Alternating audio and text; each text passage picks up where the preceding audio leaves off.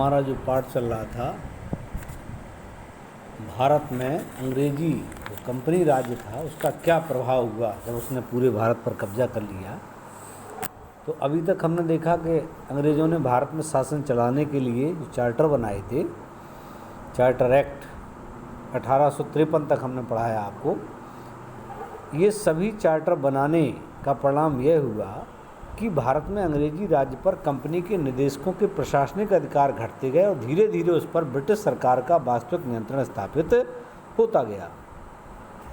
Company शासन के 3 प्रमुख आधार थे: नागरिक सेवा, सिविल सर्विस, सेना तथा पुलिस। नागरिक सेवा में जो आईएएस अधिकारी होते हैं आज के समय, डीएम वगैरह, और न्याय व्यवस्था। ब्रिटिश सरकार में हर जिले में राजस्व वसूली के लिए कलेक्टर, कानून व व्यवस्था बनाए रखने के लिए एक पुलिस सुपरिटेंडेंट, अधीक्षक, और न्याय व्यवस्था के लिए एक जज होता था। इन 3 के माध्यम से पूरे भारत पर उन्होंने अपनी शासन पर पकड़ बनाने की प्रयास किया। मालूम कीजिए कि आज भी क्या भारत में यही प्रशासनिक व्यवस्था लागू है? बिल्कुल लागू है। आज भी हर जिले में आप देखोगे प्रशासन व्यवस्था के लिए एक डीएम होता है, पुलिस के लिए एक सुपरिटेंडेंट और पुलिस होता है, और न्याय करने के लिए न्यायालय बने हैं पूरे ज़िले में। ब्रिटिश भारत में इन पदों पर भारतीयों की नियुक्ति नहीं हो सकती थी। कंपनी के शासकों ने हिंदुओं और मुसलमानों के व्यक्तिगत कानूनों, रीति रिवाजों, विवाह आदि से संबंधित कानूनों में हस्तक्षेप करना उचित नहीं समझा। उनके लिए पूर्व प्रचलित कानूनों के आधार पर न्याय किया जाता था। 1774 ईस्वी में सुप्रीम कोर्ट की स्थापना हुई। उसके पश्चात प्रांतीय और जिला अदालतों की भी स्थापना की गई। इस न्याय व्यवस्था में कानून के अनुसार न्याय किए जाने पर बल दिया गया, किंतु यूरोपियों और भारतीयों के लिए समान कानून नहीं थे। उनके न्यायाधीश भी अलग होते थे।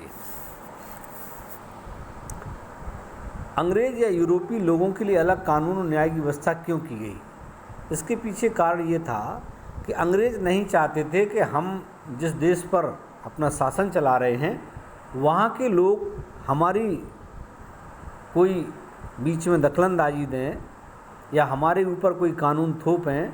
इसीलिए उन्होंने भारतीयों को इन बड़े पदों पर नियुक्त करना उचित नहीं समझा। अब है ये उच्च प्रशासनिक अधिकारी होते तो उनका ट्रेनिंग कहाँ होती थी? प्रशासन की जिम्मेदारियां बढ़ती गईं तो यह महसूस किया गया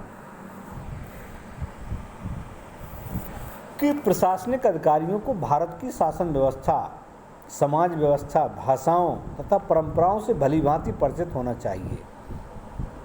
इन विषयों की शिक्षा देने के लिए सन 1801 में कलकत्ता में फोर्ट विलियम कॉलेज की स्थापना की गई। सन 1853 में नागरिक सेवा में भर्ती होने के लिए भारतीयों के लिए नागरिक सेवा प्रतियोगिता आरंभ की गई। उसकी परीक्षा इंग्लैंड में होती थी। 1853 में इस प्रतियोगिता में प्रवेश की उम्र थी 23 साल, किंतु 1863 में प्रवेश की उम्र घटा करके 21 साल कर दी गई और 1876 में इसकी घटा करके 19 साल कर दी गई। तो ये लगातार जो उम्र घटाने का सिलसिला था वो जारी रहा, और वो क्या चाहते थे कि इतने कम उम्र में रखा जाए जिससे कि भारत के लोग इंग्लैंड में जाके परीक्षा न दे पाएँ।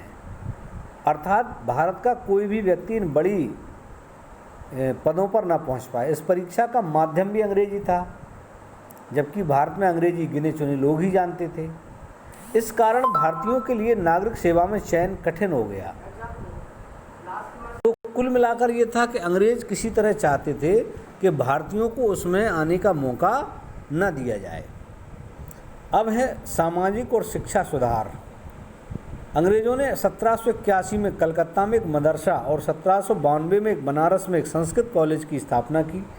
विलियम जोन्स ने एशियाटिक सोसाइटी नामक संस्था की स्थापना की, जिसका उद्देश्य प्राचीन भारतीय इतिहास व संस्कृति की जानकारी कराना था। महान सामाजिक सुधारक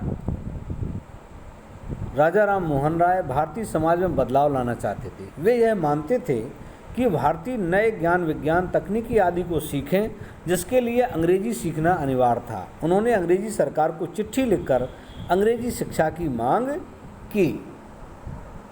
इसके लिए उन्होंने अंग्रेज़ों को बाकायदा एक चिट्ठी लिखी। हमें पता चला है कि सरकार पंडितों के संरक्षण में एक संस्कृत पाठशाला खोल रही है, जिसमें ऐसा ज्ञान दिया जाएगा जो भारत में वैसे ही चला आ रहा है। ऐसी पाठशाला युवाओं के दिमाग में सिर्फ व्याकरण के बारीक नियम और दूसरे लोक का ज्ञान भर सकती है और ऐसा कुछ नहीं दे सकती जो विद्यार्थी या समाज के लिए व्यवहारिक रूप से उपयोगी हो।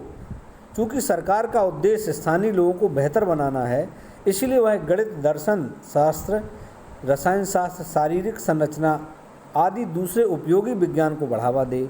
यह काम यूरोप में शिक्षित व्यक्तियों को नियुक्त करके और पुस्तकों व उपकरणों से सुसज्जित कॉलेज बनाकर पूरा किया जा सकता है।